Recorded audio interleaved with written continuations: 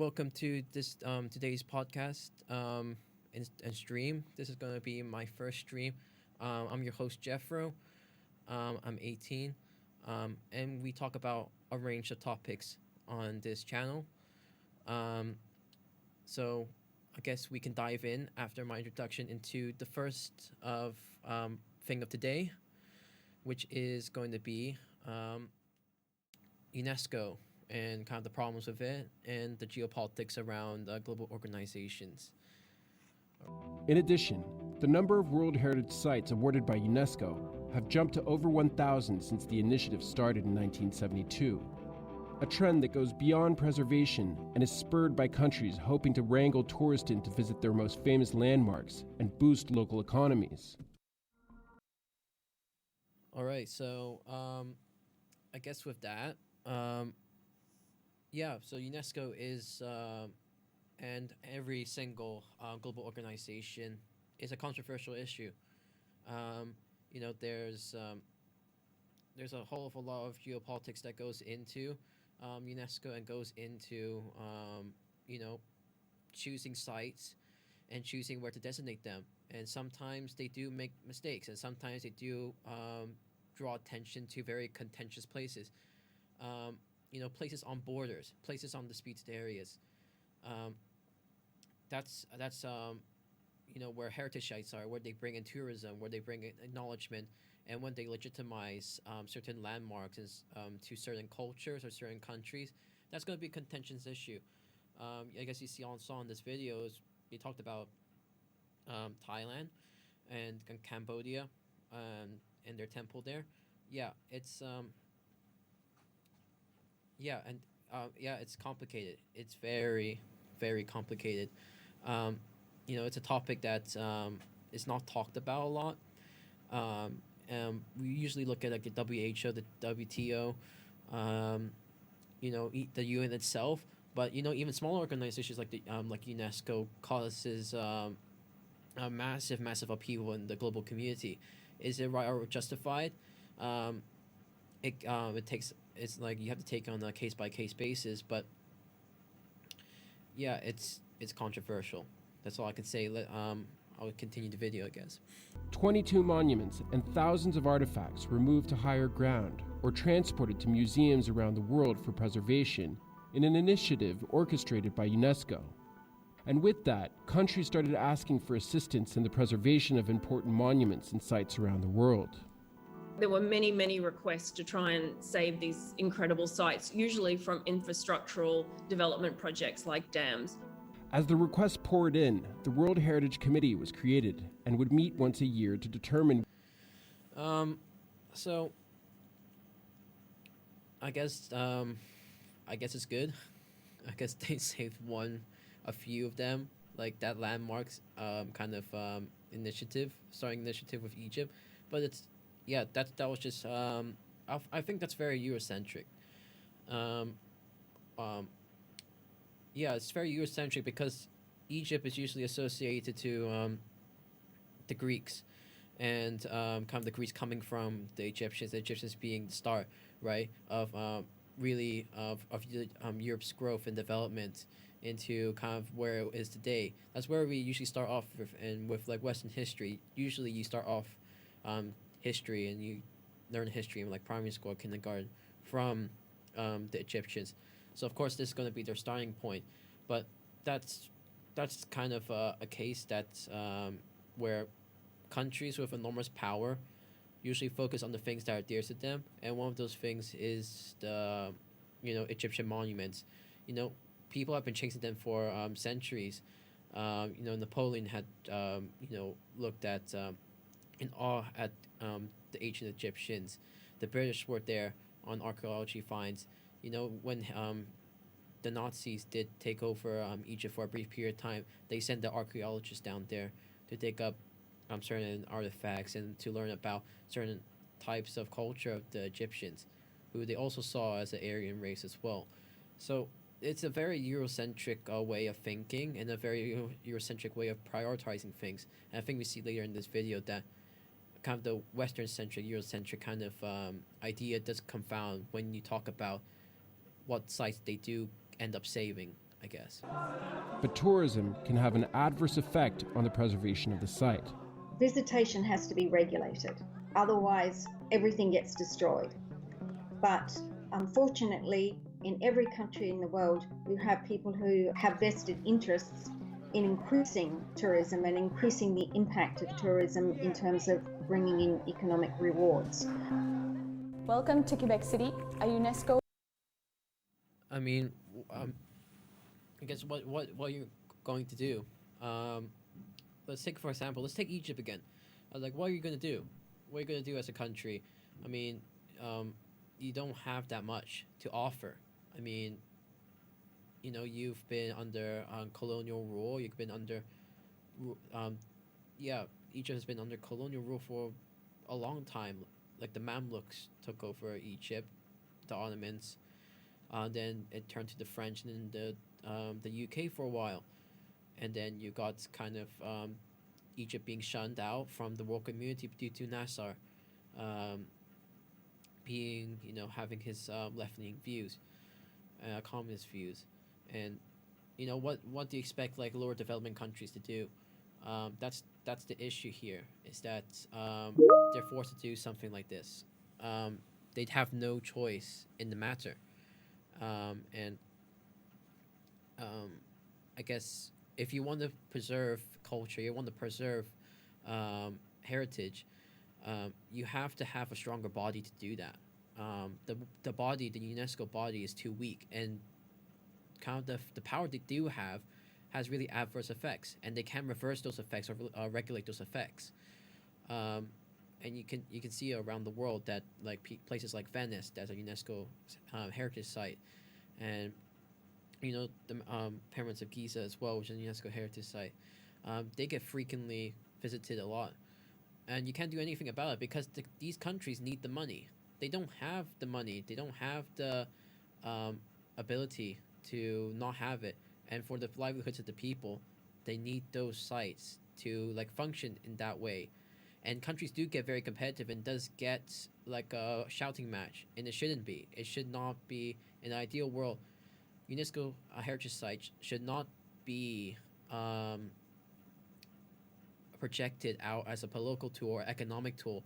It should be used as a cultural kind of promotion of different cities, different cultures, but usually it's the one with the largest amount of power or the one with the largest amount of guilt that gets the UNESCO heritage sites. And then other parts of culture that are not looked at that much get shunned away because they're not as recognizable. After UNESCO listing, the shophouse price gone up by 10 times. The tenant that can't afford to pay the rental just move away. So I think more than half of the residents has been moving out. Most of the houses, they have shops, it's closed down, all turned into cafe, and cafe. Hotel, or hotel, that's all. I feel that the city has no soul, but I don't regret to do the UNESCO listing. We want the people to benefit from the economy and from this UNESCO listing in terms of economy because they are not very rich. But that's only... Yeah, she puts it perfectly. She puts it perfectly out there. They have no money. These countries, most countries in the world, don't have enough money to sustain themselves and to improve. So what do you have to do? Well, you have to kind of resort to these things. You have to resort to doing things that are not very popular, right? And it's nice being an archaeologist and saying you love conservation. Well, it's not the problem that these countries are doing. They're following it by the rules. They're doing everything by the rules. Is that the problem is not with those countries, is that the rules are too weak. There's not enough rules or regulation on the protection of UNESCO heritage sites and the preservation of the communities that do live around them. And I think it's a very liberal take to have, like, kind of saying that these countries are inconsiderate for not conserving their sites or not limiting tourism. But you're not going to win an election. You're not going to win over the hearts and minds of the people if you can't give them money. You can't give them the services they need. So it's not really their problem. They're following by the rules. You have to make the world community needs to make it for themselves. There is a United Nations organization for a reason. It is a global community that needs global rules and global regulations for these international heritage sites. As China hopes to draw in tourism to some of its most important cultural and natural landmarks, it has also undermined and destroyed other facets of its culture. For years now, Uyghur Muslims have faced systematic persecution on a mass scale, which includes re-education camps. But China has also systematically destroyed an estimated 16,000 mosques, according to a report by the Australian Strategic Policy Institute, which studied satellite photos to show the destruction of cultural and religious sites. UNESCO's greatest challenge is its inability to call out. Yeah, I guess you could see that with China's domination. I guess that's one criticism I will have of China is that I feel like they could have handled the crisis better. I think they could have handled kind of the Uyghur issue a lot better. It's a complex issue that I will not go into depth in today's stream, but all I can say is that that's one of the things that I have an issue with, is that cultural assimilation is a very delicate issue.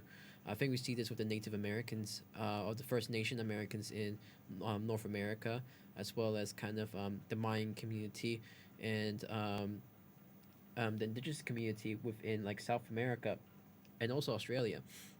It is a complicated issue of cultural assimilation, and sometimes one of the good things about UNESCO is that sometimes it does prohibit cultural assimilation to an extent, and sometimes it's needed, sometimes it's not.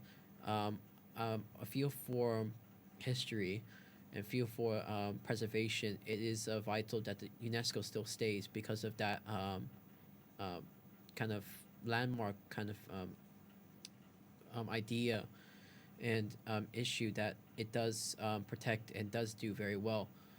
But with China as well, it's not about bringing in more tourists. It's about also soft power.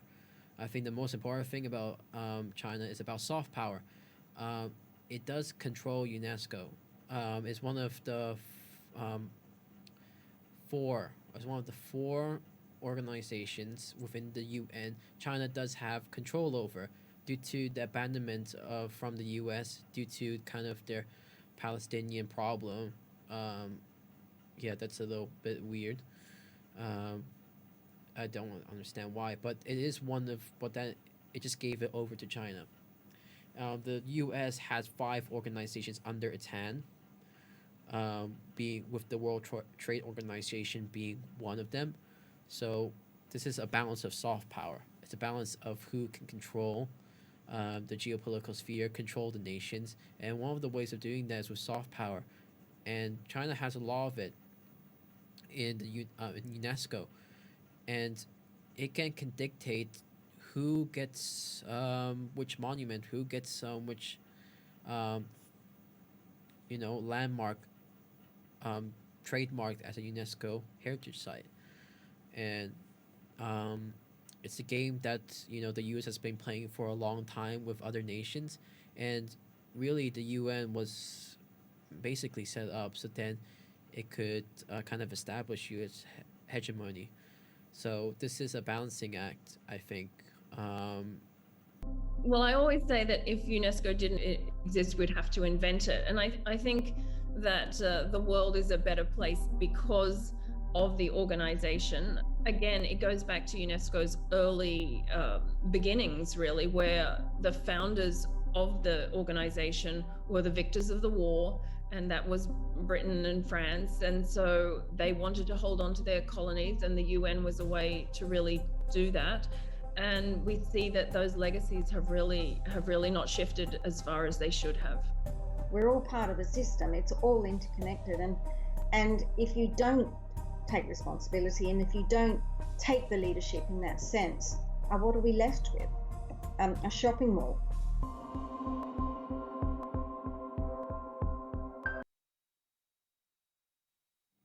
All right, yeah. So that's the video, but just to end it off that kind of that issue. Um, I mean, the U.S. is not good as well. I mean, they talk about China a lot in this video.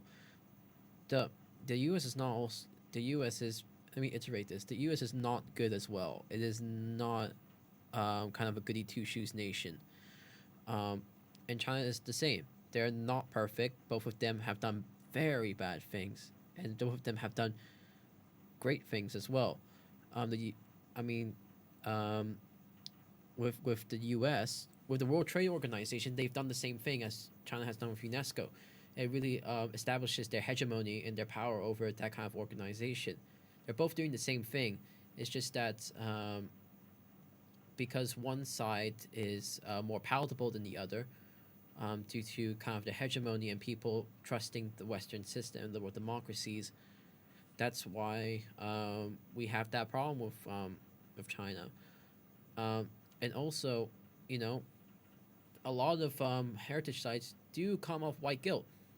It is white guilt. I mean, China has the most, you know, most heritage sites, 55. All right, yeah, but then at least they get to show off what they want, right? They get to show off things they want to show. With other countries that were in a similar position as China, 40 years before, they have to show, create UNESCO heritage sites for things they do not want to kind of reiterate. They do not want to associate with because it does remind them of, you know, their past European masters, and also it does benefit somewhat the narrative of white guilt and white forgiveness as well of Western nations.